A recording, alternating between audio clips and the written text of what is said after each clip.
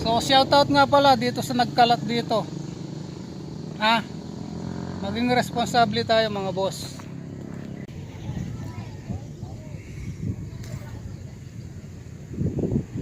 Good morning mga idol. So pinasyalan natin yung yung Revolton ni Jesus dito sa Guagua Eco Park. Tapos may nakasulat dito sa likuran niya, Tanda ning Lugod. Tanda ning Lugod, Kapampangan. So in Tagalog, ito yung marka ng pag-ibig sa Tagalog. Yung Kapampangan, Tanda ning Lugod.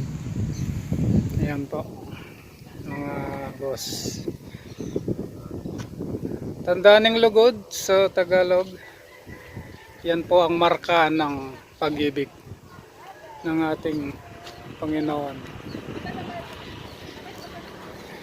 So iikot lang ako dito sa maliit na park dito,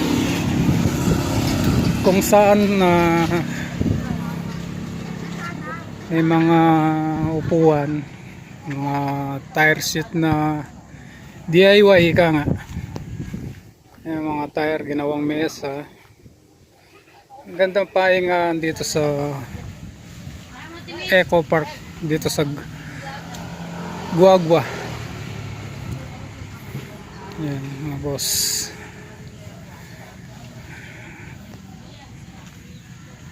Tara samahan nyo ako. Iikot lang tayo dito sa bilet para ma-check natin kung anong meron dito. Ngayon ko lang pinasok to mga boss. Napaka-relaxing po ng ambience dito sa Eco Park. Tapos may DIY dito na ayun, nakapintang usa saka sa taas. So sana everyday Merry Christmas sa inyong lahat. Hindi lang sa Pasko, ginugunita ang Pasko. Sana everyday Pasko sa ating lahat. Yan. Kung magagawi kayo dito, pahingahan, magandang lugar. Kahit na maliit lang dito. Sa likuran nito, mga palaisdaan. Ayan, kung napapansin nyo dun.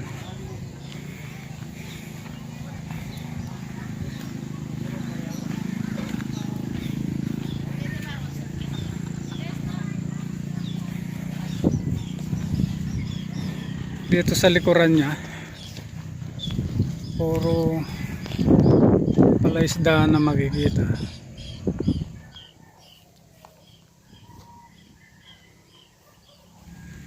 Tapos may mga fabricated na ugis art. So magandang mag Valentine's dito mga boss.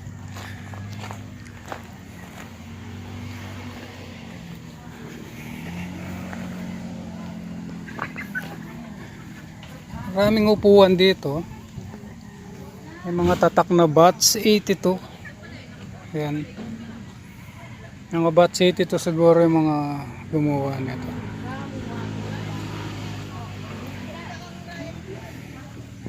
Yung mga malililim na halaman sa paligid. Ito yung kagandahan dito, yung mga DIY na tire table. Tsaka mga tire na upuan. Yan, puro paikot mga boss. So, yan. Napakalilim dito kung gusto nyo magpahinga. Laki ng tire table. Alas yung mga biker dito nagpapahinga.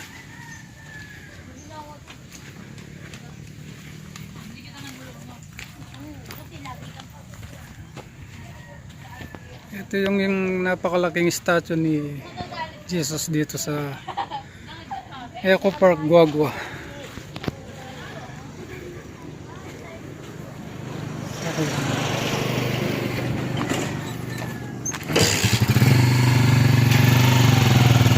Yung napapansin ko lang dito, nakakadismaya lang. Eco park ito eh. Sana naman maging responsible tayo sa mga, ayun o, yung mga face mask. Nagkalat dito. Yung mga kalat. Pwede naman pulutin to eh. Tapon sa tamang basurahan.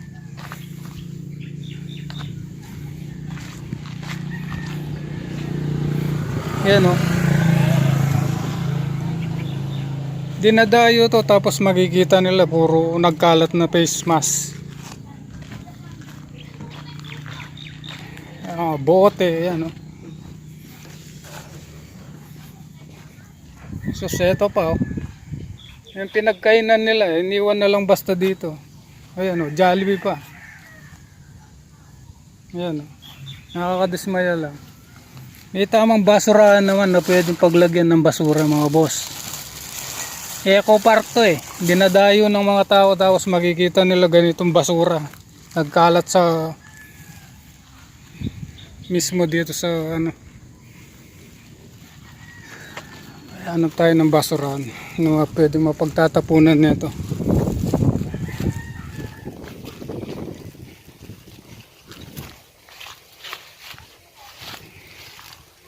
Eto, basurahan, kalapit-lapit lang, hindi pa nila ilagay dyan.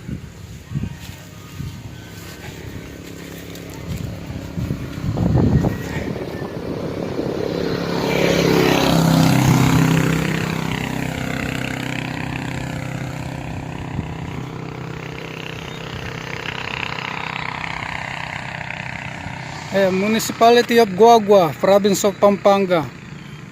Kaya kung dadayo kayo dito, mga bossing, huwag naman tayo magkalat. Huwag nating practice natin yung mga kalat natin, ilagay sa tamang basurahan. Napakagandang pasyalan tapos makikita mo puro basura yung makikita mo dito sa gilid.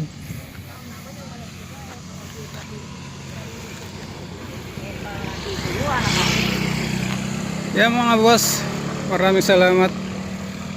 Kung bago ka sa channel ko, please subscribe and pakipindot na rin yung bell para sa notification para sa mga video na i-upload pa natin. Thank you guys. So shoutout nga pala dito sa nagkalat dito. Maging responsable tayo mga boss.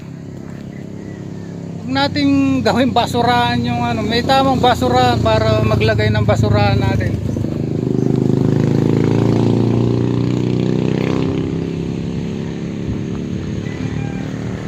Napakaganda dito tapos magkakalat lang kayo. Ayan napakaganda po tapos makikita mo yung mga basurahan nila. Kalat-kalat. So shoutout sa iyo. Kung sino ka man.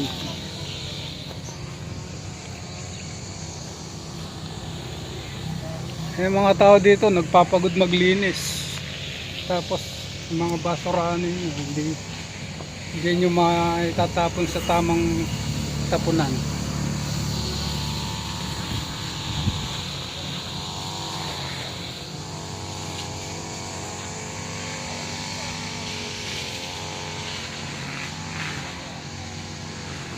So hanggang sa muli mga bossing.